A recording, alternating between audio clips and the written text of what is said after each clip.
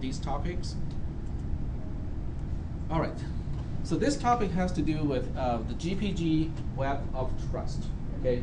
In other words, if I know a few people, and those people know other people, and those people know other people, how do I know who I can trust? Okay. But first, the question is, why do I have that issue to begin with? Okay. Now, when you're just dealing with encryption, it's not a big deal. Okay. But Gpg can also be used for authentication purposes. How do you know this file originates from the person who claims that it is from that person? Okay. Remember what we talked about last time? You receive an email from an uncle, and you have an inheritance of $20 million, right? How do you know it actually, your uncle actually sent that email? It's not a case of privacy. It's a case of authentication. Okay, how do you establish the authenticity of the origin of that email? And Gpg can be used for the same purpose. Okay, you can basically say, I'm going to sign a particular thing. Okay, it's kind of like your seal. Okay, it identifies that this file did originate from you. Okay, but when you receive it from someone who is not immediately someone that you know, how can you establish that trust relationship? That is the question. Okay, all right. So we'll go ahead and read this slowly because this one does take a little bit of time to explain. Gpg is an excellent tool for encryption. We just talked about that because you can specify a key up to 3,000 something bits. Okay, and that's pretty useful for ensuring privacy. Strong encryption is only a part of the equation. The other part is authentication, or establishing authenticity of another person. Encryption gives you protection against a third-party sniffing content from the traffic, which means it protects your privacy. Okay, what is intended to you is only readable to you.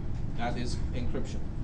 But it does not help with establishing the authenticity of another person. In other words, there's no easy way to validate the identity of someone who sends you the content, which may or may not be encrypted. Okay, it can be encrypted. Traditionally, the method to validate authenticity is to use a certificate authority, which means you have to purchase a key, or key pair in this case, from someone, from a certificate authority. Name one. You guys have all seen those things. If you log on to any Windows. Syntax. Snort. I cannot remember the name. Okay, let's go to one particular website. Let's go to a website where there's an e-merchant. Okay, not Amazon, because I don't think Amazon actually list the person who's doing the CA or certificate authority. Or you can just say certificate authority. Okay, it will give you an idea. All right. Well, Digit Search is one of those certificate authority. So what the certificate authority does is to establish, whoever owns the certificate is whoever that person claims to be. Okay, I'll give you an example. Let's say you're Wells Fargo Bank. Okay, whoever logs into your website definitely need to make sure the connection is secure, going through SSL. Okay, secure socket layer. Okay, that's not a problem. But what is going to stop someone from spoofing a Wells Fargo website so that person can trick other people to go to the fake website and trick the actual customers of Wells Fargo to sign in, so in return they can use the authenticity information to sign in and basically steal money from actual Wells Fargo customers. That's the question. Okay. So what do you do? What can Wells Fargo Bank do about it? Issue a certificate. Well, it has to get a certificate. Okay. So when you go to a secure website, there is always a certificate involved. Okay. So we'll go to a few websites that has certificates. Wells Fargo Bank is certainly one of them. Okay, wellsfargo.com. And when you look at this, there's a little lock symbol here, and it says it's verified by Verisign Incorporated. That's one of the certificate authorities. Okay, but what is in the certificate? If you right-click on the lock symbol, maybe not.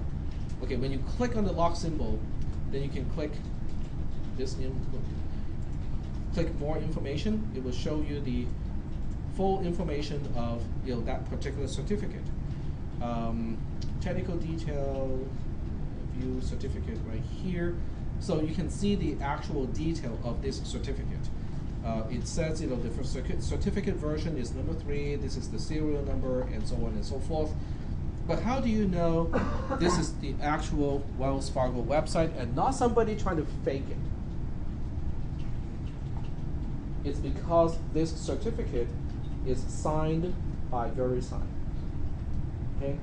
Now what does that mean when something is signed by another person? It's basically, go ahead. It's authenticated?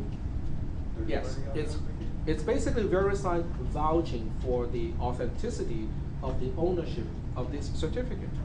Now, how do they do that? Well, that's up to Verisign, right? They can actually have someone to drive to the headquarters of Wells Fargo Bank in San Francisco, I think, and actually go into the office, go to the IT people, and verify, oh, your request to get a certificate is coming directly from one of your machines. Okay, so that's one way to physically authenticate and say that, okay, this CSR, or the certificate request, is genuine. It's from the organization.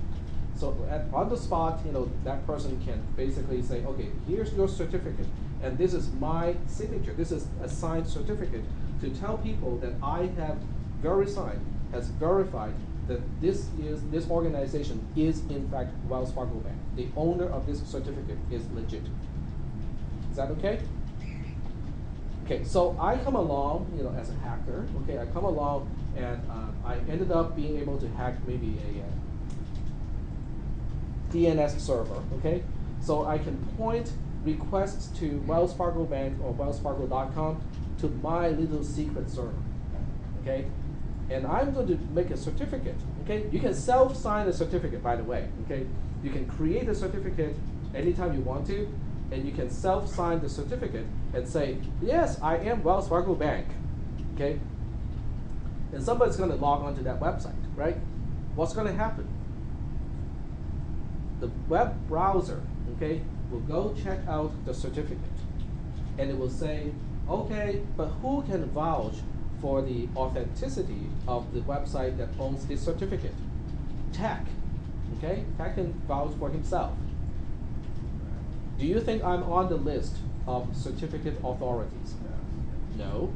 So what the browser would do is to give you a big, huge warning screen and say, do not proceed any further because the certificate is not signed by a certificate authority.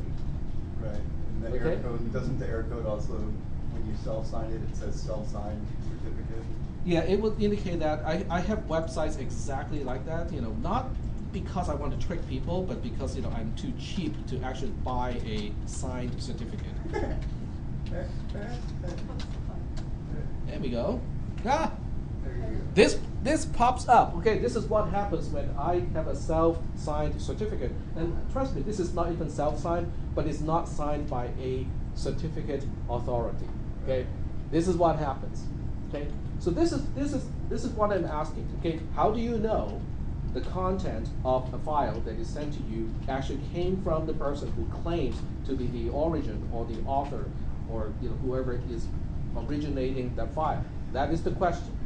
Okay, every file can be signed, but can that signature be trusted? Okay, that is the question. Does everybody understand the nature of the problem?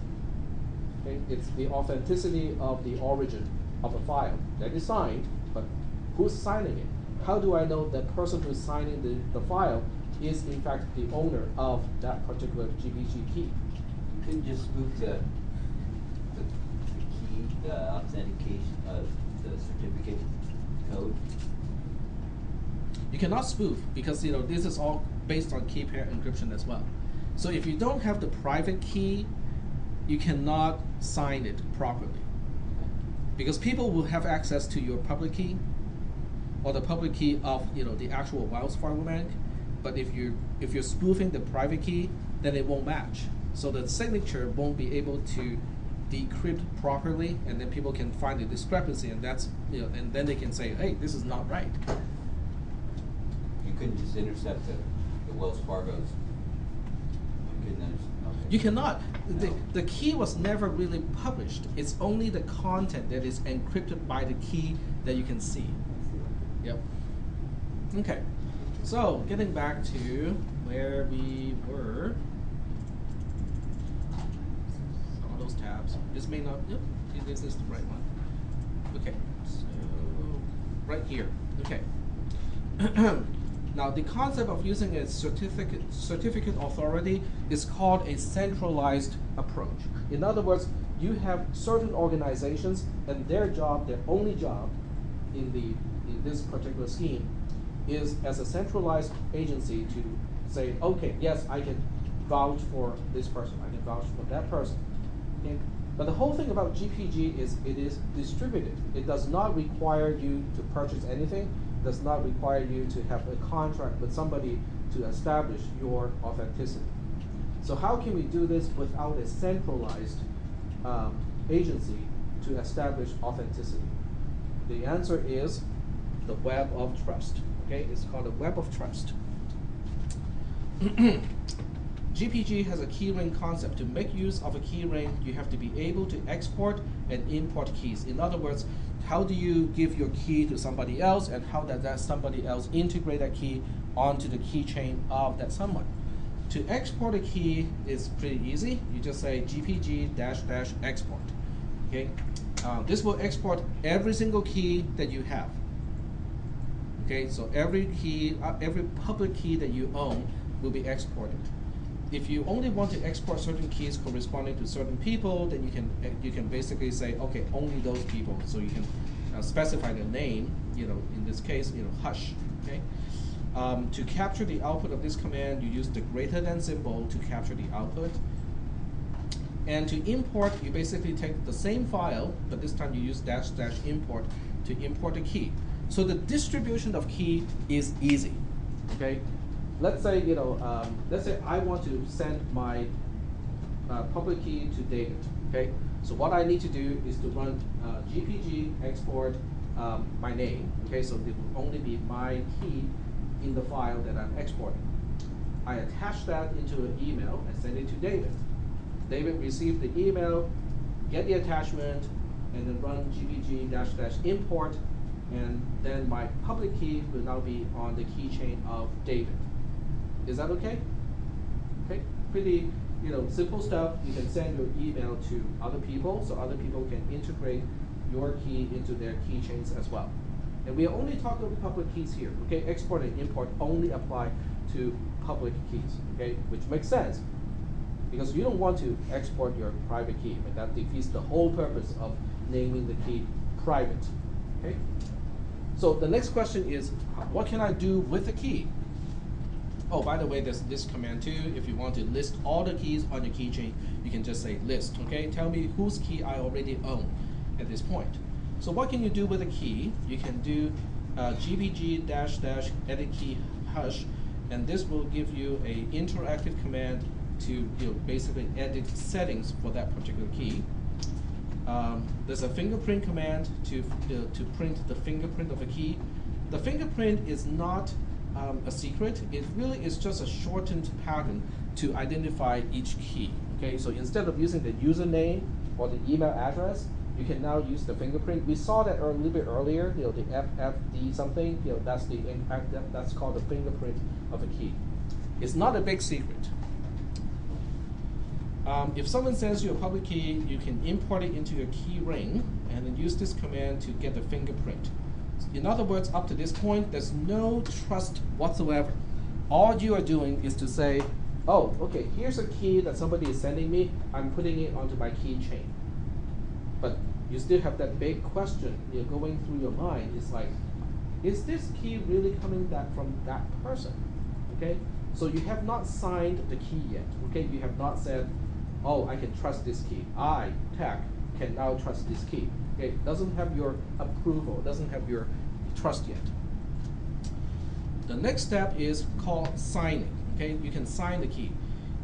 Once a fingerprint is verified, and we'll talk about what you can do to verify a fingerprint, you can choose to sign this key. Signing the key means the key now has your seal of approval.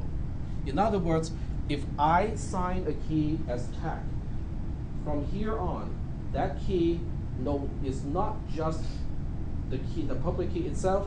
It now has an additional component that says tag trusts this key. So you don't want to sign something unless you can establish that trust. Because when you send the assigned key to somebody else, guess what? It includes your seal of approval.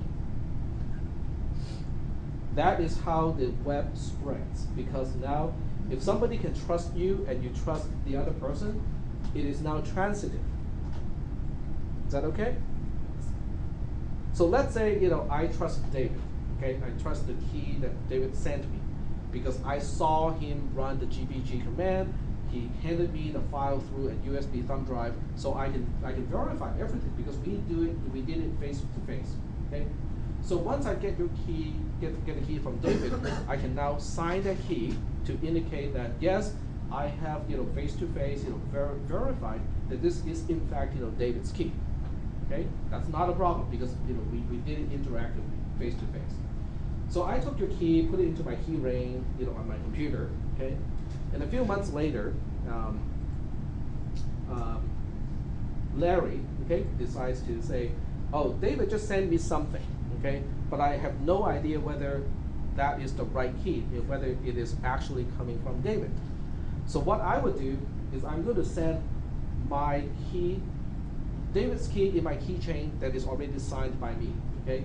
And then I will just use interactively, face to face. I'm going to say, hey, Larry, look at this, okay? This is my key ring, okay? And this is my key. This is David's key on my key ring, and it is signed. I'm going to export that key to a file, put it onto a thumb drive, and hand the thumb drive to Larry. Larry takes the thumb drive right at that moment, interactively, face to face. So there's no way something can happen in between. You plug in that thumb drive into his own computer, import that key with my signature. Can Larry trust that key? If Larry can trust me, then he can trust that key as well, because I trust that key. Is that making any sense? So that's how the web of trust can spread and get bigger and bigger. Okay? But along each step, somebody has to verify that, oh yes, I can vouch for the authenticity of this key. Is that concept okay? Okay. So you can sign and you can also delete a signature. In other words, if you after the fact, if I say, oh, David, I think you were running 2 terminals at a time and you sent me a key not from the terminal that you led me to believe that you were sending it from, I can delete the signature, which means I'm no longer trusting that key. Just the key on your key ring now, right? Yes, it's just on my key ring. Okay, you can revoke a signature. So delete the signature associated with the key if the key has not been sent or made public. But if it has been sent already, if I have already shared this key with other people, then I have to use the reverse signature or revoke. Excuse me, I have to revoke the signature, which means whoever received that key from me, make a note. This key cannot be trusted anymore. So I'm revoking a signature that I have put onto the key earlier. Okay. Once you verify the fingerprint of a key, you can now choose how well you trust the issuer. Okay, so signing and trusting is kind of the 2-step thing, but trusting is your actual is the action to basically say this key can be trusted. The trust command presents a few options. The question is not whether you trust the validity of the key because you just verified using the fingerprint. The question is how well can you trust the issuer person, himself or herself, on the encryption key and key-related topics, as well as being serious about the verification of keys. So it's an assessment not of the key itself, but the issuer. So if you, it has several levels. So you can kind of imagine if I can barely trust David, okay, not about his honesty, about his person, but about his technical skill of how to handle a key pair, okay? Because David may be, bringing his private key on a thumb drive and plug it onto every single computer that he has access to, okay? So his technical level may not be up to the level that I want. So I can rate David as, well, he's an honest person, but the way he uses a computer, is not is not exactly up there. And then someone else can rate me, right? So if along that chain, if everybody along the chain has a pretty low rating, then you might want to look at that and go like, well, even though I can trust the people along the chain, they're honest, okay? The way they treat computer security has much to be desired. So maybe I really, at some point, I don't want to, sign that key anymore because I really don't want to deal with this. Does that make any sense? So signing and trusting is two different issues. Signing is a technical thing, okay? Does this key have your seal of approval? But trusting is basically your assessment of the issuer of the key and say, how savvy is that person when it comes to computer security? Is that making any sense? The trust is your personal rating of that person. Correct. So the Web of Trust is this. Okay, there's a hyperlink here to the official word or the official description of Web of Trust. The Web of Trust allows a more elaborate algorithm to be used to validate a key. Formally, a key has to be considered valid only if you signed it personally. A flexible algorithm can now be used. A key K is considered valid if it meets two conditions. One, it is signed by enough valid keys. So that means enough people have, basically say, okay, yes, I can trust that key. Meaning you have signed it personally, it has been signed by one fully trusted key, or it has been signed by three marginally trusted keys. In other words, somebody has to say, yes, I trust David 100%. That by itself is enough. You have signed it personally, which means, yes, I can trust David 100%. Or three people have individually said, well, I guess I can trust David, but it has to be three. Because more people saying, yes, I guess I can trust David means, oh, maybe we can also, we can all trust David. So there's an algorithm to establish that. The path of signed keys leading from K, which is the key that we are talking about here, back to your own key is 5 steps or shorter. In other words, there are only up to five people between the issuer and you. Because the more people between you and the issuer, the more things can go wrong in between. So that's why they have a limitation of 5. So it has to meet both of these conditions in order for a key to be considered quote-unquote valid. Can you use a key that is not valid? Absolutely. Gpg just gives you a warning and say, hey, are you really sure you want to do this? But it will go through all these computation and all of these algorithms to give you a recommendation. Okay? It will basically say, is it valid? Well, maybe. Or yes, it is valid.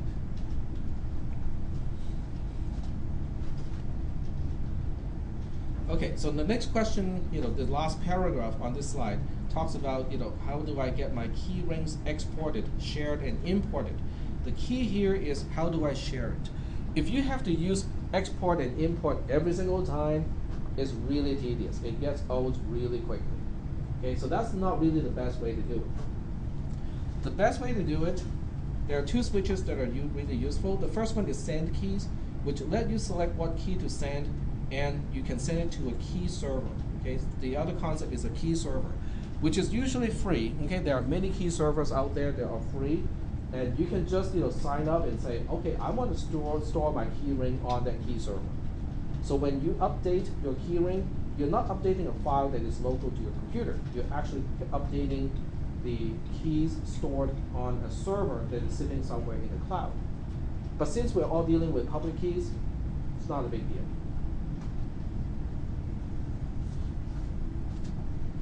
Are there any questions about the Web of Trust? At least in terms of concepts. Go ahead. The three marginally trusted keys, how's that accomplished? Basically, three people. Okay. Okay. So if you think about it, okay, let's draw a picture. So here's a key. Okay. So this is a public key. The question is, what is attached to this key? Okay. In order for a key to be valid, let me just scroll back up here, and then we'll draw the appropriate picture elements into the picture. It has to meet two conditions, which means that both conditions have to be true at the same time. Okay? So the first condition is it is signed by enough valid keys. Okay, so there are enough keys, but each key is really identifying a user, an issue. Okay, so there are enough people saying that, you know, so you, okay, the person who is trying to use the key, if I sign it personally, it's good. Okay? Because if you give me a key and I saw how you exported the key and how you put it onto a thumb drive, and I use the thumb drive and import the key onto my key ring, I can trust that, right? So then in that case, I would not need other people to have trusted the key in order for me to say this key is valid, because I participated physically, face-to-face in the entire process. Okay? So that's what the first condition means, is the person who is accepting and needing to validate the key, I signed it personally. Okay? So that's one thing you can do. But what if you receive that key from somebody else? Okay, it's from a key ring on a key server. Well, in that case, you cannot say, oh, I sat right next to David and he did this. Then what do? Well, you have these two, these two alternatives. So these three, you only need one out of three. So the second alternative is that is one person who is fully trusted by you, and that person is signing this particular key. So you receive the key from somebody, and you look. It doesn't have to be receiving, because it can be sitting in a server. So that key is basically sitting in the server. Right. Okay. So let's say I personally trust Larry 100%. Okay. And Larry signed this key. That is okay, because since I trust Larry 100%, and Larry also signed your key, basically gave his own seal of approval of your key, then I can transitively say I can trust that key as well. You would know that by looking at the trust that was attached to that key. Right. Okay. And but the key part is I have to trust Larry 100%. Okay. The third option is, oh, nobody is fully trusted, or all the people who signed the key, they're not fully trusted. They're all marginal. But there are three of them, or at least three of them. Okay? So in that case, the algorithm will still consider the key to be valid, because there are enough people saying that they're signing the key, even though each person is only marginal. I think that's the part I got lost on. So you receive a key, or you're trying to use a key, and it just has one signature. What do you do? If it only has one signature, And it's not then the trust. only time it's going to be valid is that signature itself is signed by a fully trusted key. Right. So if you receive a key that's just marginally trusted and only has one signature, Then it is not, it's quote unquote invalid. Okay. And you just request, or you just let it sit there until somebody No, else. you can still use it. It's just that Gpg will warn you and say this key is invalid. Yeah, you can still use it. It's just that it's invalid. You have not established the trust yet. Okay. What does it mean when you validate? Okay, this is the big question, because we are basically talking about all the details. But what is trusting a particular key? What is the consequence of trusting a particular key in a key ring? Okay, so let's get back to the most important part, which is the why. Okay.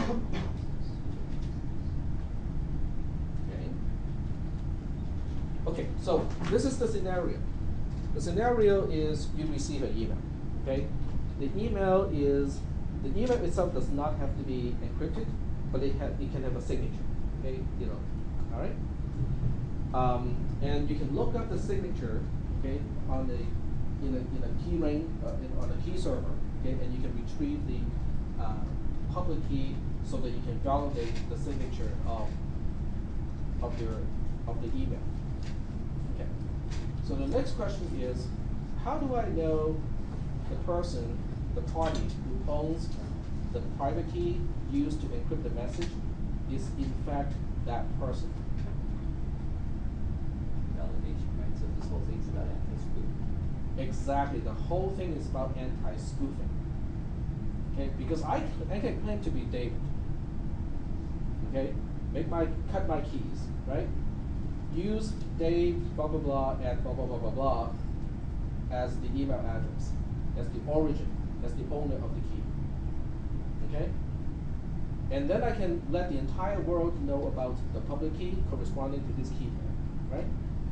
And then I can use my private key to encrypt the signature of email that I'm sending out, so that everybody else can use the public key to validate that there's a match.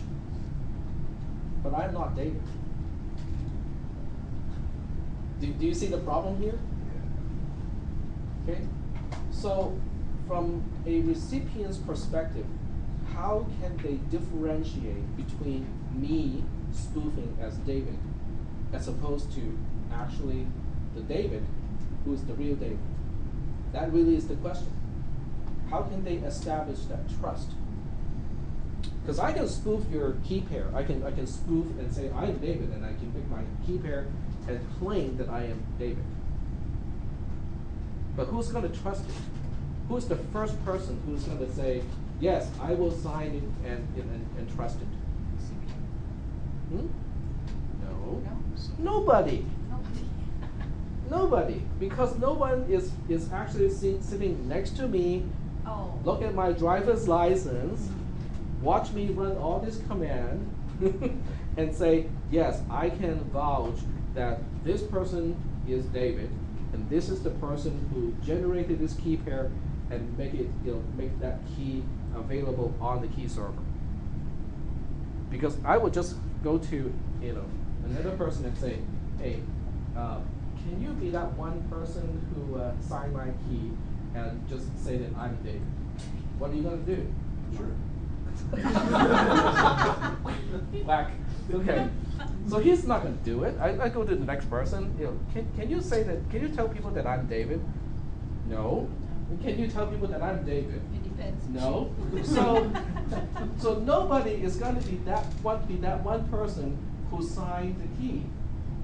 Marginally trusted or not, no one is going to do it. Okay. So then you end up receiving an email that has a signature that is signed by quote unquote David. Okay. You go to the key server. Okay. You look up that key. You go like, okay, I look at this key, but nobody has trusted that key. Nobody has signed that key. What are you going to do? You delete that message, right? You basically say nobody has vouched for the ownership of this particular key on the key ring. So anything that is signed by that key is meaningless.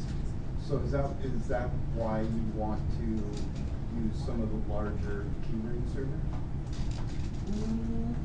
The larger Or just keyring one? servers won't really help in this case because you need to have someone who you trust who has signed that key. So it doesn't matter. Let's say I've had a key for 3 years and you three have signed it, and then I upload it to that server. It takes all that But information. each that of level us trust uploads there, right? Okay, but who you trust is entirely up to you. Right. Okay? So let's say I can get 3 people, okay, to sign that key. But none of those people is trusted by you. that key will still be Okay, got invalid you. because I you got don't you. know those people, you don't trust those people. Right. So it has to be 3 people that you personally, marginally trust. You basically say, I know these 3 people, they know enough about security stuff so I can marginally trust these people. All right. And these 3 people, they all sign that key. All right, let's Then use it a- is valid to you. Let's use a real world example here. So Right. when Snowden sent docs to the journalist, they had to establish that trust both ways, right? So how, I might have to need more information here to get this right. Okay, But, sure, go ahead. But what I'm trying to get at is how did they, with that sensitive information, how did they establish that web of trust? Okay, maybe a picture would help. Well, I mean, I've seen people post, like their public keys on a Twitter for, Yeah. less than 2 minutes. And Yes. it's up there and flashed from a verified account and Okay. then gone. Is that enough? If I trust that as their account, can I then sign that key? I mean, is that the type of thing that's happening, when they're? Okay, there are several key concepts here. Okay, the first concept is you can use a private key signs a document. Okay? Okay. So out of a key pair, you use a private key to sign a document. Okay. Okay? And whoever is receiving the document would use the public key to verify that, okay, the private key and the signature matches. Okay? Oh, okay. But the question is does that key really belong to the person who claims to be the origin of the document? Right, like you and David. I mean, Like me and David, right? Because I can generate my key pair pretending to be David, pretending to be David. use it to right. sign a document, send it to you, and say, hey, that's there is the public key on that key ring server. Okay, Yeah. go check it yourself. So that is not the issue. You can check that the signature of the document does match the key that it claims to be signed from. Right. That is not the issue. The issue is, but Is that person really who they're saying? exactly Right. the party that used the private key, is that really David? Okay, that is the question. So what you need to do is to look up this when you go to the key server, then you can see who has signed that key. So what it comes down to is it's up to you and your judgment. I mean, if you're There is a part that is based on your judgment. So I can give you one example here. So here's a key, a public key. It is sitting in a key server. Okay. It can have a lot of signatures already. Okay. So all of these people have signed this key. yeah, but they could all be you. They can all be my David. buddies, but just me myself using different accounts to Right. sign in, and so I can create 200 fake accounts, right? Right. And use Sign those those 200 accounts to sign my own fake key. So now it has like 200, signatures. They all say yes, yes, yes, yes, yes. I can vouch for this key. Right. Do you personally trust any one of these accounts? That is the question. Right. If none of these 200 accounts is one that you trust, the key is still invalid. Still valid. I got Okay. you.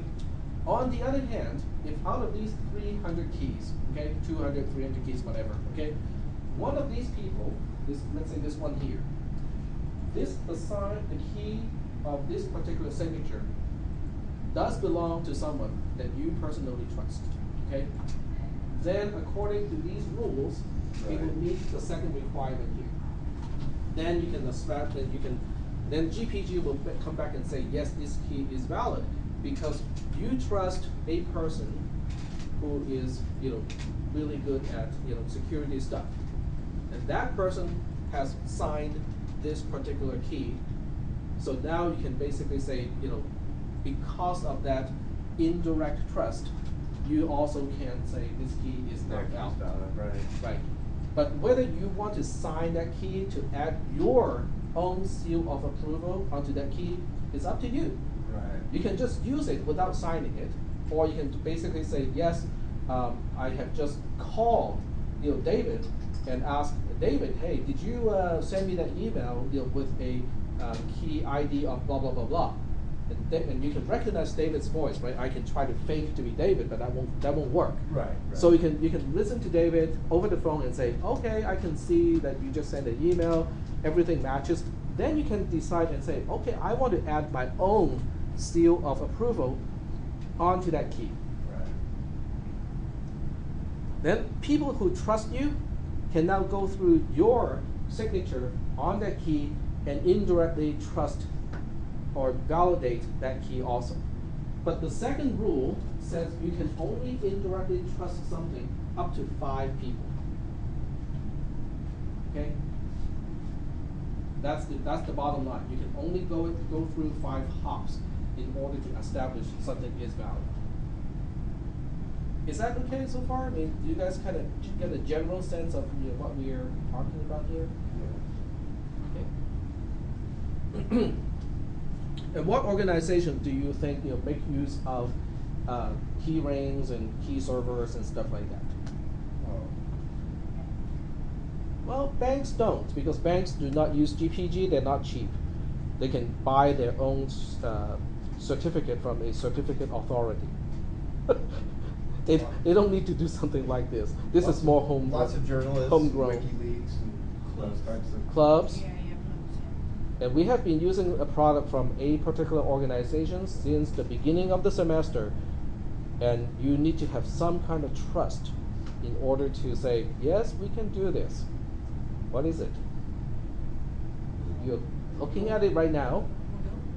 Debian. Debian.org. Okay? How do you know you're not downloading a Linux kernel that has a backdoor already built into it?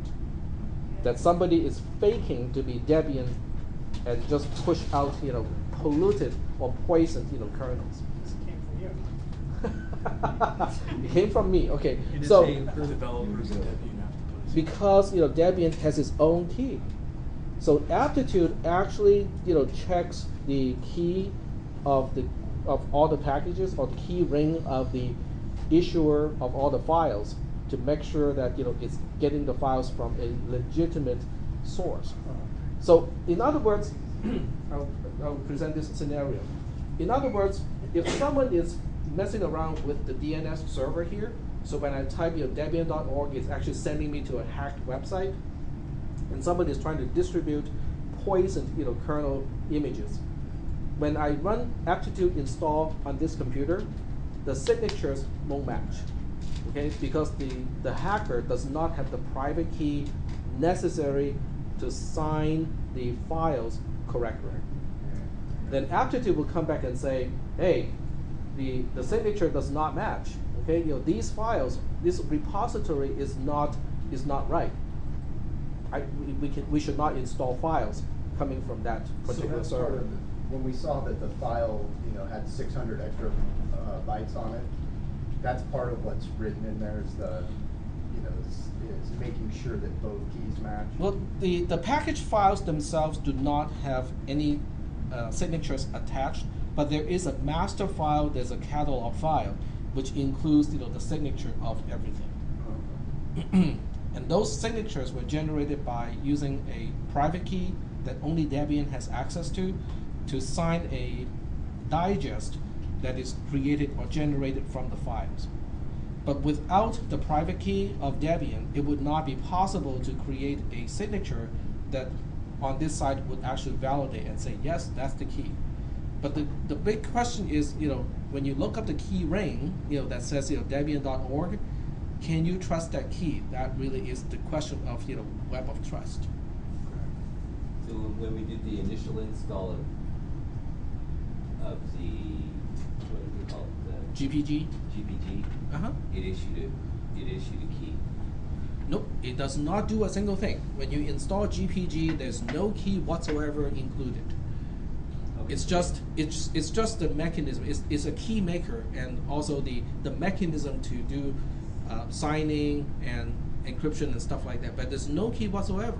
Not until Not until I run GPG. Well, there are two things that can get you a key pair. Okay, one is GPG -- import. So somebody has sent you a file as a result of export, then you can import it using this command. Okay? The other one is to generate your own. So gen key is the command to generate your own key pair. So that's how you can start to have keys in your key ring. But if you don't do any one of these two steps, okay, by default, installing GPG does not do a single thing about keys themselves. It just installs the mechanism that you need to deal with keys, but it does not give you any keys. So encryption, yeah, so the encryption is a separate thing. Because you don't have any keys to do encryption by default. You have to run gpg-gen key in order to create your key pair. In other words, if you just install, okay, running this command as root, aptitude install GNU GNUPG, okay, that's the name of the package, it's not GPG. When you run this command, all you're doing is now you have a key ring that has nothing attached. Right. Okay? In order to say, well, I have friends and they all have keys. In order to have keys in your key ring, you have to run gpg-import. Okay, so you can import from all of your friends, or you can go to a particular key server and say, I want to get a key from the key server. Or if you want to have your own ability so that you can have your friends to send you encrypted files, then you have to use gen key to create your own key pair, okay, where you can export the public key, but you have to keep your private key a secret because you don't want anybody else to have access to your private key. That would have to be accomplished before you do any kind of encryption. Or, well, I guess not if you're going to keep it local, but if you were to send it off somewhere, you would have to generate it. You never want to send your private key, right? No, I'm saying to generate a key. To generate key, you have to run, gpg-gen key. So SSH, by default, are there encryption methods not sophisticated as GPG? Because That's a good question. SSH I do generates. not know for sure because SSH has multiple ciphers, Okay. and I know recently they have outdated several ciphers. Okay. And that has caused issues. Okay, so let's talk about that a little bit because it does kind of relate to encryption and deciphering. There are different ciphers which are basically different algorithms to do encryption and deciphering. Some have been discovered to have security issues. Okay, and the recent version of SSH basically deprecated some of those ciphers and say these should not be used anymore. The problem is the server has deprecated some, but the clients have not. So some clients still want to talk to an SSH server using the deprecated ciphers, and then the server would just say, I don't want to talk this way. And then it will refuse to connect. And this actually happened at the earlier part of this semester, because in one of the classes that one of my colleagues teach, they use what is the Microsoft website creation? Is it Web Expression or Expression Web? Web Expression. Okay, but that particular software has its own set of ciphers. It does not agree with the ciphers on the server side. So Becky Hayes was having a lot of issues earlier this semester because that particular client program could not talk to Power. But nobody else has an issue because everybody else we were using PuTTY, SSH, but they're all based on OpenSSH. So when a particular cipher gets deprecated, both the client and the server will deprecate the same cipher. But since she's using a Microsoft product, it has its own idea of what to deprecate and what not to deprecate. So at a particular time, the two cannot communicate because there's a disagreement of what cipher to use for the encryption. But that's not related to GPG. That's just for SSH. The most secure is AES 256, which is considered the standard. AES 256. Okay. AES 256. And we can check that on the Power server too.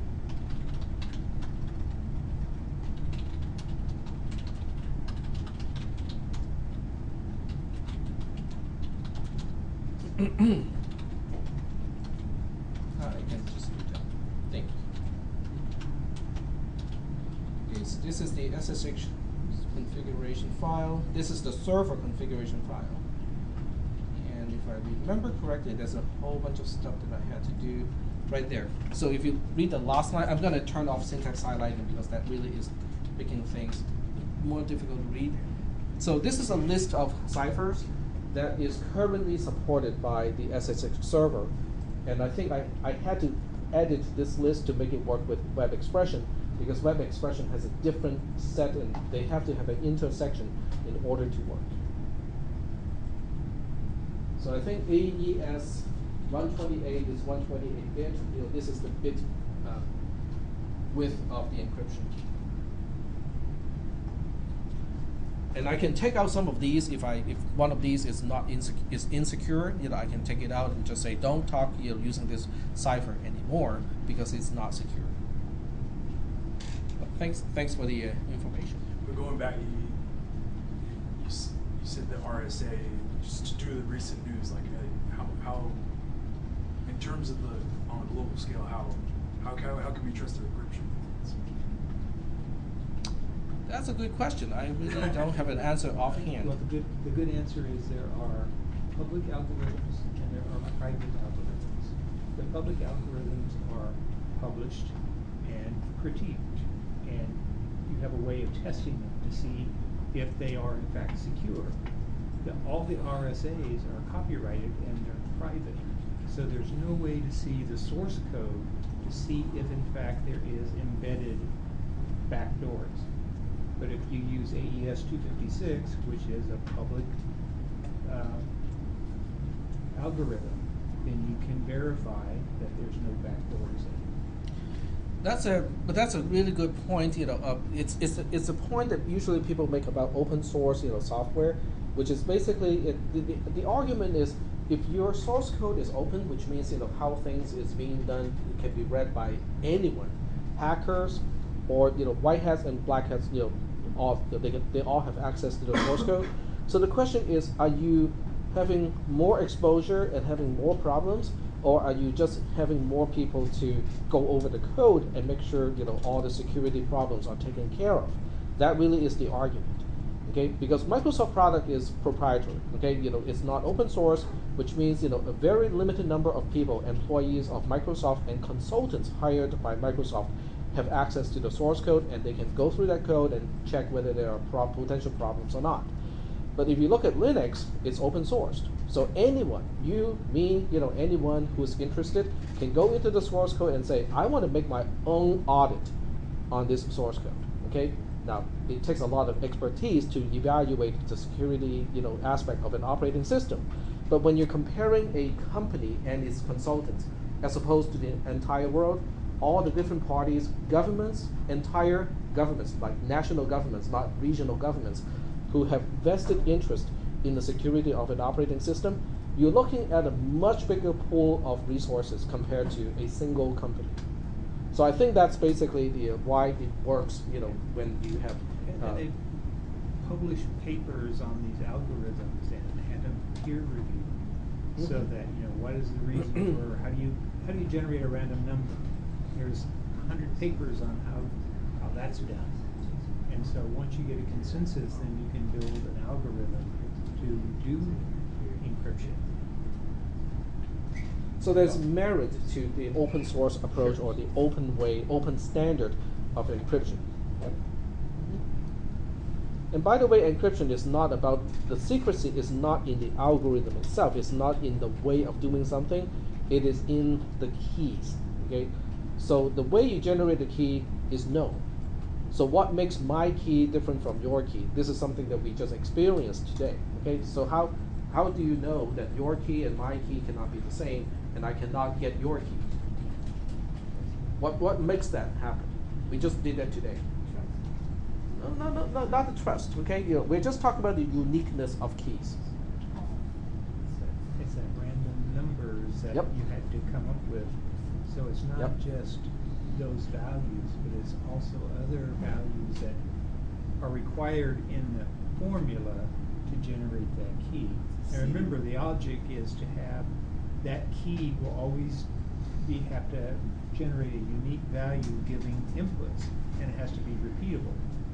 So, and you have to be able to unencrypt it the same way. It's a seeding, right? It's the seeding, exactly. But the seeding is not just a single random number. It is, as the key is being generated, I have to keep moving the mouse, clicking and pressing something on the keyboard, because all of those, it needs all that randomness in order to truly make that key, based on random numbers. The science or the math of random numbers is actually real. People don't think about it that way. People say, oh, to come up with a random number, that's easy. No, it's not easy. Okay. There are special devices, okay, that can actually, actually make things random. And the way it works is they have a weakly radioactive element in the middle, and I cannot remember whether it's the time or the spatial thing, of a emission. So it would emit like a beta particle, which is just a fast electron, okay. But it's probably either the timing between the emission of the electron or the direction where the electron is sending to that is actually truly random, because it's just a nature thing.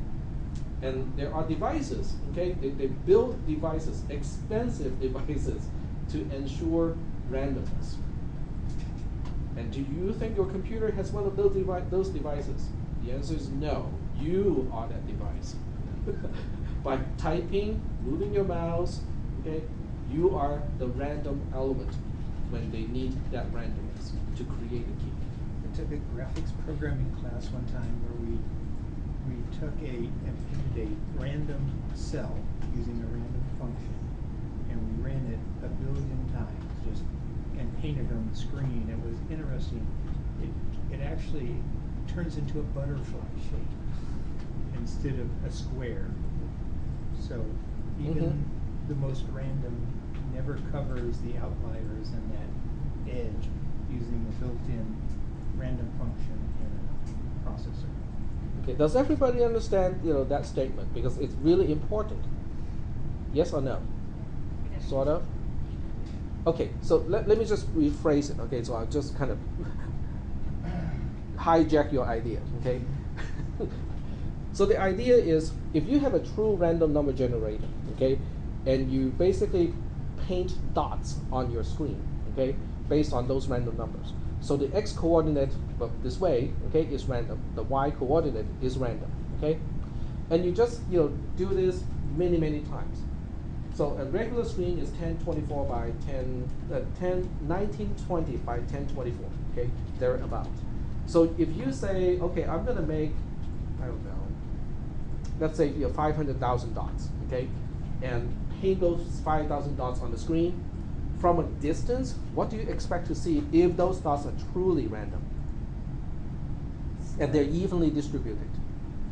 You see kind of grayish screen, because those dots, even though they're kind of completely random, but from a distance, it is even. Okay, you don't see any particular pattern.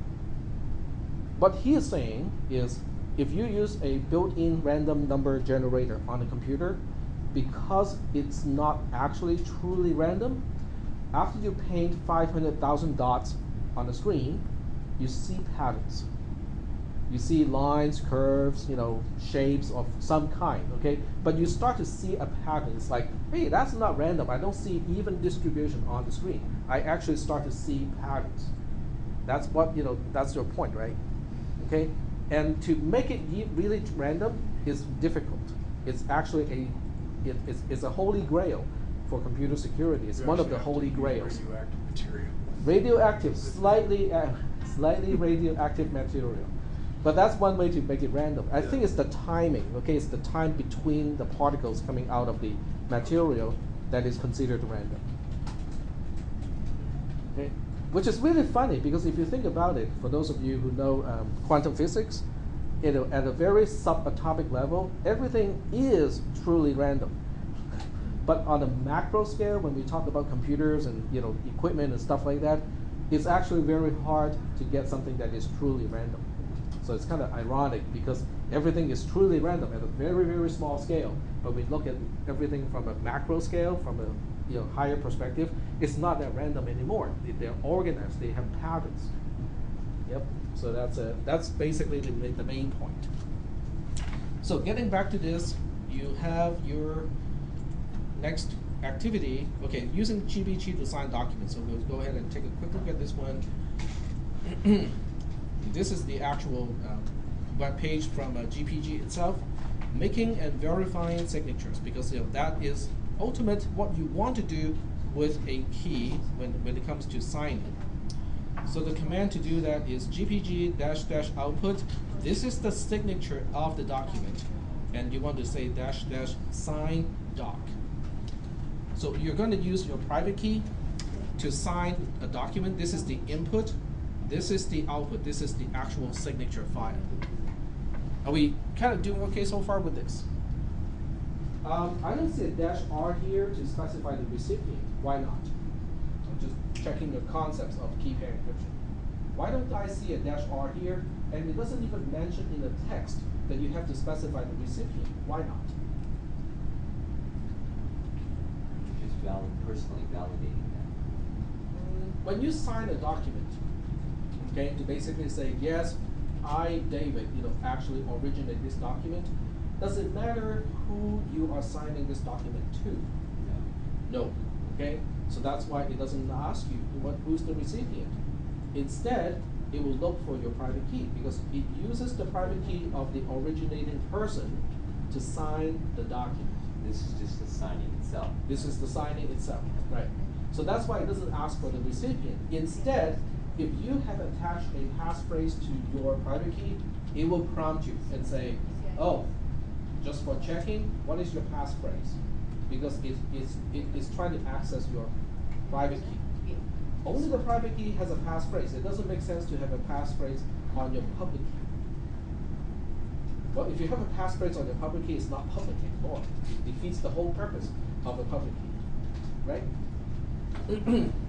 Once you receive a document, how do you decipher and say, okay, is that really, the signature? This is the command to do it. So given a signed document, you can either check the signature or check the signature and recover the original document. So doing this is doing both. But what it's doing is it's looking at a signed document, which is doc.sig. Okay, this is a signed document. It's going to generate the original document and validate the signature in one single step.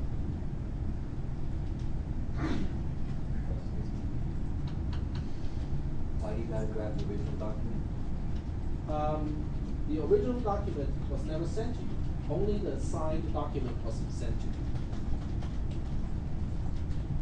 So let's say, I'm sending you your grade, okay? I want to make sure that you understand that document came from me and not from Larry, because Larry is going to say, Tech just failed you, okay? And you say, no, that cannot be. That cannot be coming from Tech, right? So what you want to do is to receive the document, and then you use my public key to decipher and verify the signature. Is that making any sense? We're just matching signatures.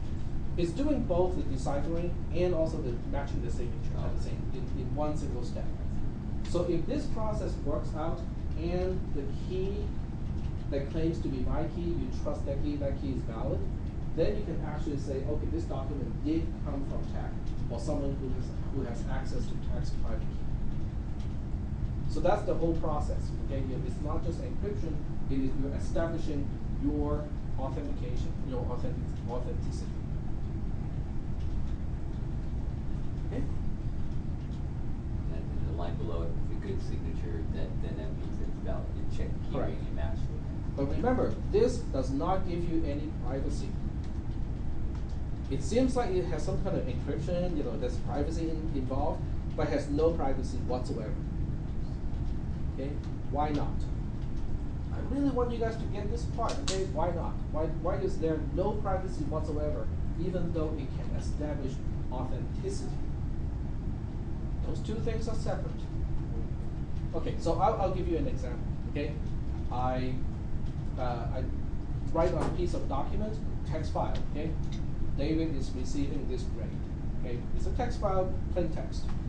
Then I go through the first step here and say Gpg output David's grade dot sig -- sign David's grade. Okay, so that will give me a document, a signed document with the original text file in it as well as the signature. Okay, then I host that document, a link to that document on Moodle, so everybody can see it. Is that okay? And then you see that document that has your name on it, and you download that document, you run this command, gpg -- output David's grade -- decrypt David's grade dot sig. Okay? So you decipher the document, you verify the signature is all good, and that really is in fact coming from tag, and that's your grade. Okay? So what you have just done is to establish the authenticity of who wrote the document. But there's no privacy, because guess what? Everybody in the class logging to Google can download that file. Okay, well, can they decipher the file? Yes, because what do you need to decipher that file? My public key. And guess what? Everybody has my public key. So the end result is everybody will know your grade, and everybody will know that grade actually came from tab. But there's no privacy, because you're not the only one who has access to your grade. Everybody has access to your grade. And of course, the district will talk to me, the lawyers will talk to me, because I have just, FERPA, right? You know, the big old FERPA thing, I have just violated the FERPA, because, I made your grade, accessible to everybody. So now the question is, how can you do both? Establish authenticity, this grade came from tab, but also privacy, which means only you get to see your grade. I want both of those. How do we do that? What commands do I use to do that? I think you have the solution. Go ahead. Or just encrypt it. Encrypting it. Encrypt it again using David's public key. So when I make that document available, okay, I'll just go ahead and pretend that I'm running the command. Okay, so the first command that I'm going to run, okay, I cannot press the enter key because I don't have your public key, right?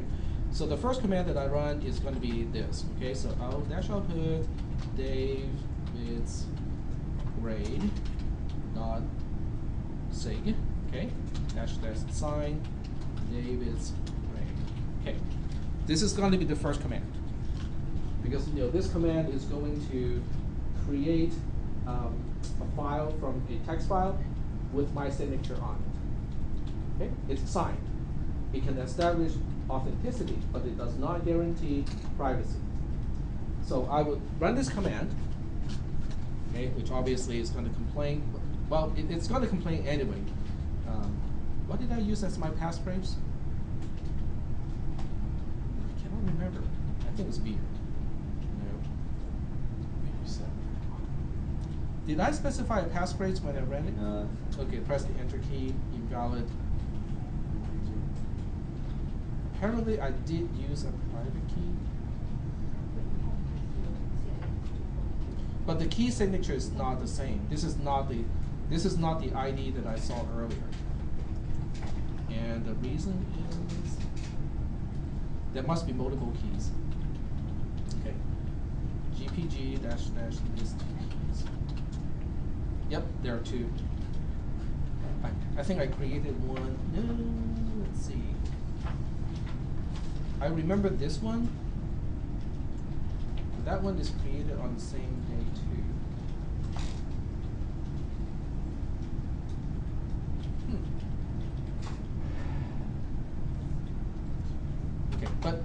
Okay, but getting back to the command, that's the important part. So after running this command, which is not going to run in this case, I have to run a second command. And what do you think the second command would look like?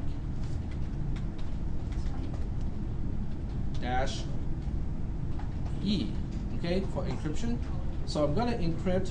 The input into the encryption is going to be the signed document itself, which is going to be David's grade dot sig, and then the output is going to be David's grade dot sig dot encrypted. The output of this command is what I'm going to post on Moodle. Because then what do you do with this file after you download it? It will be a two-step process too. I would unencrypt it. You will have to do a -D first to decrypt the file, to decipher the file. But once you decipher the file, it will be a signed document. Then you use the other command that we saw earlier, which is this command here. Then you have to run this command to check the signature and decipher the document at the same time. So it will be a two-step process because you have to, the first one takes care of privacy, the second one takes care of authenticity. So that's why those two things are independent. You can have one or the other, or both, or none. .sig is a separate file, or is it encrypted, or It's signed. it's a signed version of that document? Which is kind of encrypted, but it's not, because it is encrypted using the private key, but anyone with a public key can decipher it. So it's not really encrypted. It's just, in a form that only the public key can unlock it. But since everybody has a public key, it's not exactly, there's no privacy involved, even though it is not readable, it's not plain text. Is that okay? So I think you guys are ready for the quiz, which is really just a step-by-step thing you have to go through to do what I have just described. What's GPM? GPM? Yeah. Okay, GPM is is a mouse thing. If you're running the Ubuntu virtual machine, you don't need GPM. So you can leave GPM out and you don't need it. Okay, because it's in the quiz. In the quiz says, It's asking Why? what is it? Yeah, what do you need it for? And I'm like, I don't Okay. know. Okay, so what you want to do is to read this stuff first. So it does get back to going through this stuff. And let me see if I can find that word, GPM.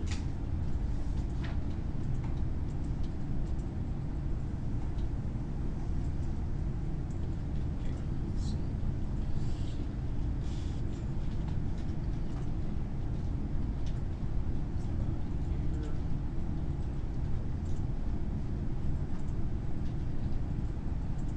I'm looking for the word GPM. I know what it is. I know what the answer I is, but couldn't find it. That's why I'm asking. okay. You cannot find it here, right, in this document? I couldn't find it. I had to Google it, which isn't. I'm trying to find out whether I explained that or not. Apparently, it's not the case. Okay, let me see if it's in the quiz itself. It is in the quiz. It's number 2. No, the explanation of that.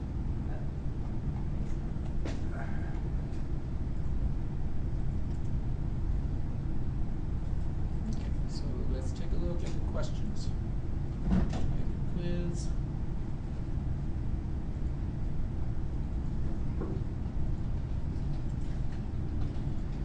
Okay, this is the question that has the mentioning of GPM, right? GPM is right Yeah. here. But I want to see if I have actually explained that somewhere.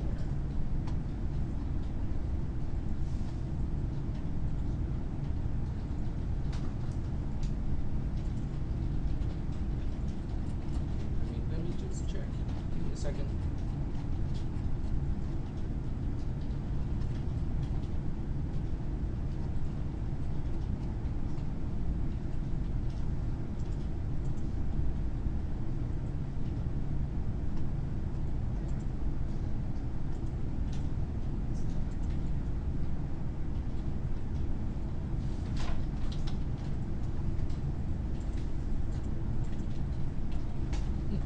Oh, PDF. That makes it easy to search. So I'll search for that word. If it's not there, I'll just explain it. It's just kind of frustrating when you're taking the quiz and you're supposed to be answering the questions on stuff that's covered and it's not covered. It's really frustrating. Because we're gonna end up getting bad grades in this class and it doesn't match the content. It's frustrating. Well, Really that's what I'm trying to frustrating. do here. I want to find out whether I did explain it somewhere else or not. And the next question says hush. I don't remember you saying anything about hush, the command hush. Can you? It's not a command. It's an account. It was me. Okay. Well, let's do this. Let's solve this problem. So we look up GPM as a package.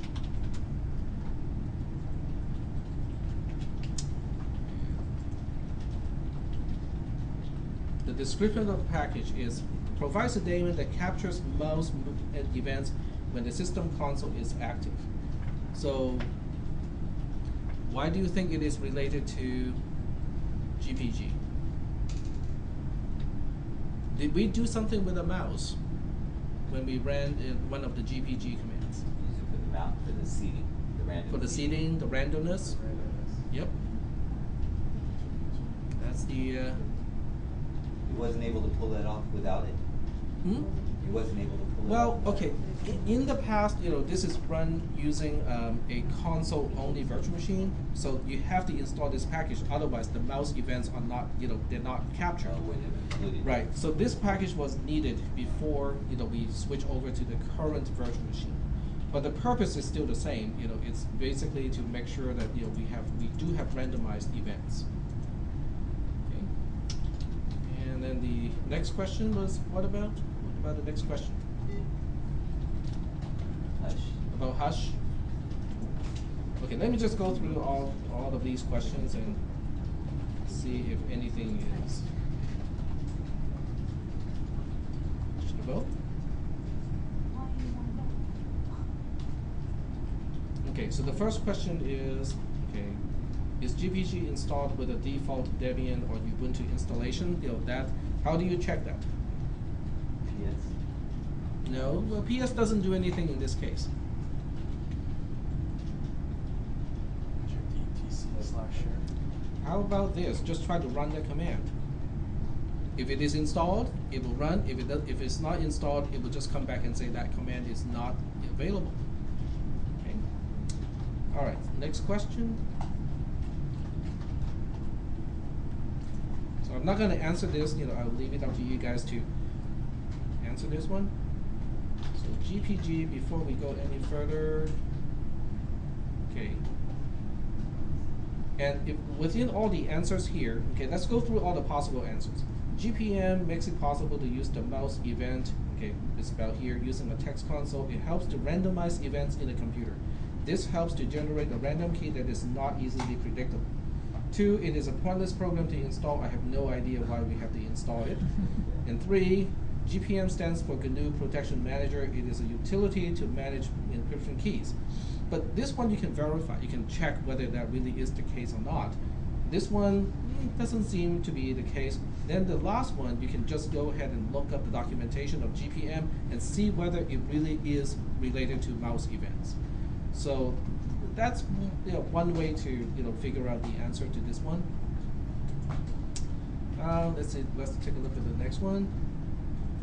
Okay, I don't want to show this one because it actually shows. No, this is okay. Okay, so this question is in the Ubuntu virtual machine. I have changed the text already. Use another terminal to log in as the casual user because the original names are not the same. I think that's what the hash is.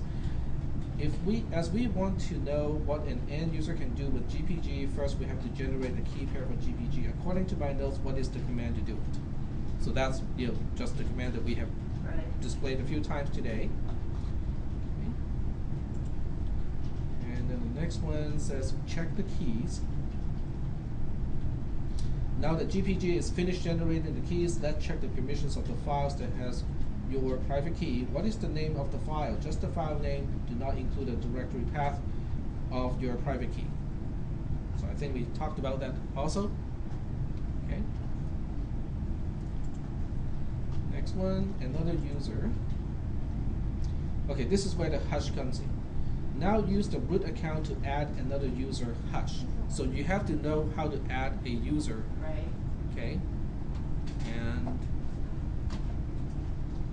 it's the add user command? Right, I did that already. Okay. So then you want to use another terminal to log in as Hush. How do we log in as Hush? Using another terminal. How do we switch user? As you, right? Okay. And then as Hush, you want to generate a key pair. Okay, so now we have 2 users. Now that we have 2 users, okay, another typo here, though on the same host, we can still play with the keys. So as Hush, as the Hush user, you want to export the key of Hush to this particular file into the temp folder. This is not a text file, so don't bother to look into what is in the content of that file. And this is not yourself, this is actually the casual user. So the casual user is quote unquote yourself here, because that's the first account. Import the key using this command. These steps would export a public key of Hush into your private key ring. In your own account, you can now encrypt messages intended for Hush. So copy the last line of the output of the import command to the text box. So when you run the command to import, when you run this command, what is the output of that command? That's what it's asking. Is that okay? And that's in the notes too? No, you actually have to run it and tell me what it is. Is that all one command, export and import, or is that 2 separate commands?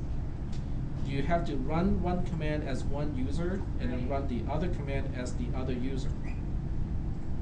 The key is I'm trying to export the public key of one user so that we can import that key into another user, into the key ring of another user. So that's the other one. Check the keys, another user, encrypt a message. Okay, so this one is asking, you don't have to save a message to a file before encrypting it. This is because GPG can take the command or the keyboard as the default input file. In the casual account, execute this command. Okay, there's the -E for encrypting. GPG will ask you for the user ID, which in this case is going to be the Hush account. You have to use the email address that you had chosen for the Hush account. GPG now complains. Read the message. Select one of the following options that matches the complaint from GPG. GPG isn't sure about the key actually belonging to the Hush user. Hush is on the same host. This is usually considered insecure. Or no file is provided. GPG expects an input file to perform encryption. So you have to run the command to actually see what it is going to complain about. Okay? So this is not a part of the notes. You actually have to run these. This is designed as an experiment. You actually have to run some of these commands to answer the questions. Next one, who to trust. Okay, so this is getting back to the web of trust here. So this is kind of long. But the thing you want to do is to say your GPG, and then you want to say sign key. Okay, that's the command. That's what you want to do. And then Hush email is the email address of Hush, which you have chosen to use to be associated with the Hush account. And then the question is, when you run this, what is GPG going to prompt you? Okay, it's going to ask you a question of some kind. So you just have to copy and paste that question over here. And then the last one is signing here. Press Y to continue with signing the public key and so on. And the question is when Logan, so this one requires another user as Logan. When Logan imports the public key of Hush that you export after you sign it, what is the prompt that GPG presents when Logan attempts to import the public key? So once again, you basically select one of these, really sign, or there's no prompt, GPG accepts the import without prompting you for anything. So you have to run the command as Logan, which is the third user account that you have to create in order to do this. That's just add user and the name, right? Logan, yep. So to create a user account, you go to the command prompt, and you just use, you have the SU first, because only root can create new users.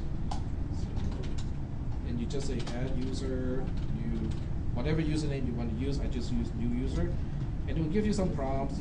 The only thing you really have to specify is the password. choose something that you can actually remember, and then you can just answer all the defaults, for the other questions. Now we have a new user called new user.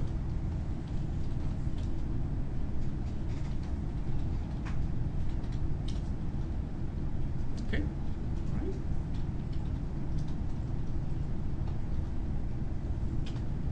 Are there any questions?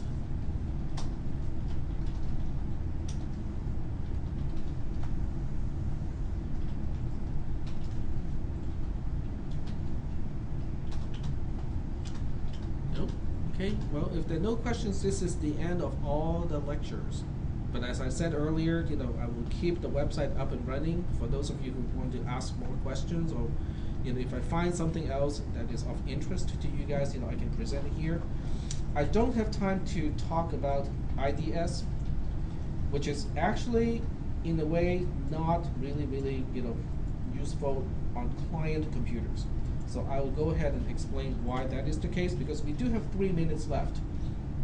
IDS is in the curriculum, so I have to present the material. However, there are reasons why IDS does not really apply to client computers.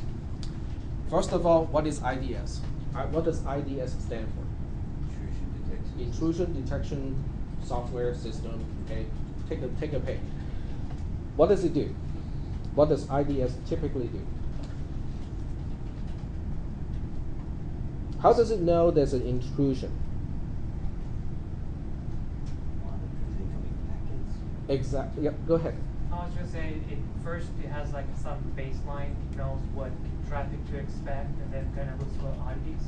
Exactly. It has patterns to match. Okay. So the best way to describe most IDS is it try to match certain patterns. Okay. So it will look at the traffic, match against a certain known attack patterns, and it will say, hey, this is indicative of a problem. Okay.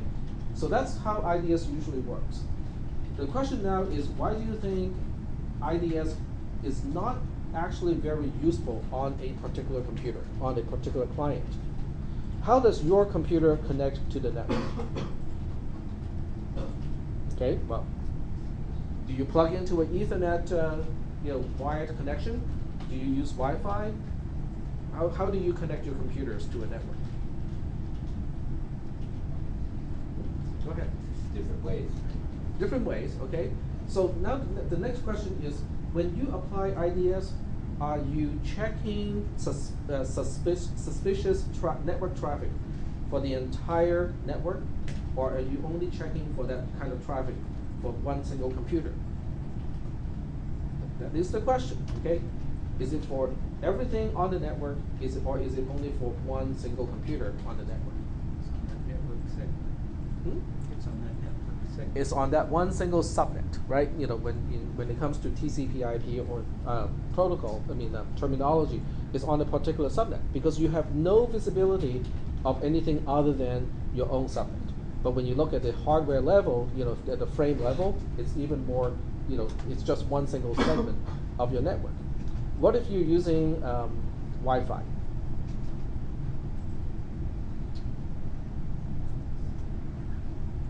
Does your Wi-Fi NIC network interface card have visibility to traffic not intended to your computer? Yes, sometimes, and no other times. It depends on the chipset. Okay, so depending on the chipset, you really don't have, you may not have visibility to traffic to the entire network. What about wired connection? Okay, so let's say you have there's no Wi-Fi in your house. You have 4 computers. They all have wires going directly from each computer into the router. Can you see the traffic going into the other computers from the router? The answer is no. Yep, go ahead. It depends on whether you're into a switch or whether you're into a hub. Exactly. But most routers are switches in the inside. Okay? So as the name implies, as a switch, it will switch the packets, which means it's not broadcasted anymore. So when you run IDS on a computer, you can only check the traffic directed to that particular computer in general. If you want to run IDS in general, then you need a mechanism to see all the traffic, so that this time you can now have one single IDS applied to the entire network. Okay? When you look at the word IDS, or when you think about IDS, do you think it is intended for only one computer, or do you think it's intended for an entire network? It is supposed to be for the entire network. And that's why this topic, even though it is useful, okay, it's a really good concept, you can run IDS on a single computer, but that's not the intention of IDS. IDS is intended for an entire network. You're looking for suspicious traffic. But there's another reason why you don't want to run IDS on a client computer. Okay? Tell me again, what is the basic mechanism of IDS? How does it work? It looks for suspicious patterns, right? So it would basically be monitoring all the traffic coming in and going out of a computer, and match all of those against a set of rules. And that set of rules is usually typically expressed as regular expression, okay, which is a way to describe, okay, we can have this many of these things, this many of these things, and then a pattern like this, and so on. That's how they can specify the rules. How much time do you think it will take, processing time, okay, processing resources, it will take to monitor traffic like that? On only one computer. Huge, because a single computer would be very inconsistent. Well, it depends on the amount of traffic, right? So let's say you're watching, I don't know, Netflix. Okay, so you're watching Netflix at 1080p resolution, 1080i resolution. How much traffic are we talking about? What is the rate of traffic? Substantial. Okay, it's really substantial. So to run IDS on all that traffic, forget about watching movies, because it will be super choppy. Every 5 frames it might display 1, because it will be running out of processing time, because it's spending all the time to analyze the traffic, and there's a lot when you're watching Netflix. So that's why, well, IDS is okay, but it really applies in certain cases only, and it really need to have an appliance, okay, to do it right. In other words, when you're setting up a network in a corporate, okay, in a corporation, they have one rack that is specifically doing IDS and nothing else. All it does is to inspect the incoming and outgoing traffic, and it has plenty of processing resources. Lots of RAM, a huge database, because it does use a database to log everything, okay? And lots of storage, because anything that's suspicious, it would actually keep a log of that packet, so that a security expert can check and work on that, analyze that traffic later on. Okay, you cannot really realistically do it on a client computer. That's basically the bottom line. Okay, but for those of you who want to do this, you can install Snort. Okay, Snort is the open source IDS system, usually used in open source systems. It's not the only one. There are quite a few, but this is one of the more popular options. And you can certainly go through these instructions. I'm going to make the quiz of this one not count for your final grade, so don't worry about it if you don't want to work on it. But it does set up the experiment if you want to set it up and see what it does. Okay. This also connects to VDE. You still remember VDE? How much time we spent to set up VDE? This relates to VDE, because the experiment involves you using VDE to set up the virtual machine, and then what we do is we install IDE in the virtual machine, okay? And then what do? We do a port scan on the virtual machine after getting Snort installed. And what do you think Snort is going to do? It's looking at all the incoming traffic, and somebody is saying, hey, is this port open? Is that port open? Is that port open? Is that port open? What do you think IDS or any proper IDS is going to do? Sound the alarms. Sound the alarm, right? Exactly, and that's what the experiment will confirm. Is if you run a virtual machine, you run Snort on the virtual machine, you set up VDE so none of this traffic is actually going out, because you don't want that traffic to be going out. Then the IDS would actually identify and say, hey, somebody is port scanning your computer. it would actually do an alert. If you set up the email notification, it would actually send an email to an account and say, hey, there's a problem. I have detected a port scan. So you don't actually want us to take the quiz for credit? I want you to take the quiz, but because we are running out of time, I don't want to make it count for your final grade. Okay. Yep. But I do want you guys to do it because it is a part of the curriculum for one thing, and then two, having some exposure of knowing what Snort is and what files come with Snort and how those rules are specified, it's kind of helpful. I mean, you're looking at all the regular expressions and stuff like that. It's an exposure. But to do it properly, this is not the way to do it, because now you're running it on every single computer. You may not have the processing resources to do it. I used to run Snort on one of my servers. I had to stop because it's chewing up so much resources. I could not actually get other things done on that server. It's just not possible. And it's not even a whole lot of traffic. It was just another Moodle server. It's not even a media server that has a lot of traffic. Okay. Yep. So are we better off to do it here because of bandwidth restrictions then? Nope, there's no issue here because you're doing this inside the virtual machine. Okay. You're using VDE, so you just have to set up VDE again. You have to kind of read the notes again to set up VDE because it's not included here. But once you set up VDE and the whole infrastructure, then you can install Snort on the virtual machine, and then you run nmap again. This time there's a different command, okay? But you can run nmap again in the host environment to basically simulate a potential attack on the computer that now has Snort installed. So do it as a standard environment, not the virtual machine? No, it's virtual. Oh, Everything is still do it virtual. as It the is still virtual. virtual. Okay. It's the same setup as the nmap experiments, except Okay. in this case, So where you're creating traffic yes. back and forth? Except in this case, the guest machine or the virtual machine has a Snort installed, and you're trying to observe what Snort is going to do when the computer or when the virtual machine is getting port scanned. So is Snort similar to like a packet sniffer?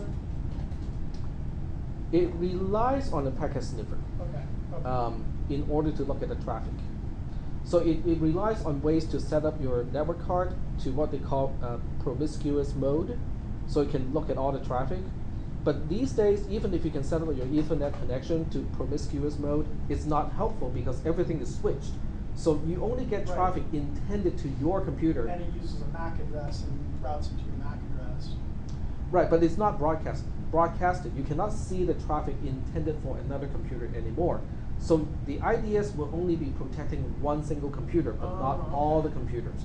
When people refer to IDS, they refer to a system that can protect the entire network and not just one node of the network. And a lot of client computers really don't have the resources to do it. I mean, if you're watching Netflix, you can't do this. Well, I know a lot of like the Cisco routers and things like that, they have, You can do it at a router level because everything that goes into the subnet goes through the router. Yeah. But you cannot see the inter-traffic within the subnet And unless, they're programmable too, so. Sorry? They're programmable too, so that. But you still run into the same problem performance-wise. You can't. Oh, yeah. You can't do it on the router. You have to have an appliance. You have to have an appliance that can see all the traffic, including traffic between nodes of the same subnet, because you can have someone launching an attack from within. Because the router can only see the traffic coming in and going out of a subnet, but between the nodes within the subnet, that's the job of a switch. You hit on your own internal network and then you Yep. have no idea. Yep. So that's why IDS is its own appliance. Basically you have to do it, at a switch level in order to do what it's supposed to do. That makes sense. All right. Well, I'm hoping you guys are getting something out of this class. Yep. But we do have a class next Thursday, correct? No, we do not. That's the problem, because I thought that we had another class, but we don't. Okay, so. The first 8 weeks of this semester ends next Wednesday. And I miscounted. I thought it was next Thursday. And go like, oh, we got one last class. We can squeeze in one more lecture. No, that didn't happen. Is there a sign-in sheet or? No sign-in sheet. So remember to do all the quizzes and do the two journals. The first journal you can do it again. If you don't get a perfect score, I have left feedback. So just do it again, so we can get your So you want score. to do the inside assessment too, right? Yep, you have to do the inside assessment as well. Thank you. Okay, thank you. This is it's like at the end of the, I mean, like, I can skip it, right? Which one? This one. It seems like. This one? Yeah. You can skip it, but I would still read the material, Alright.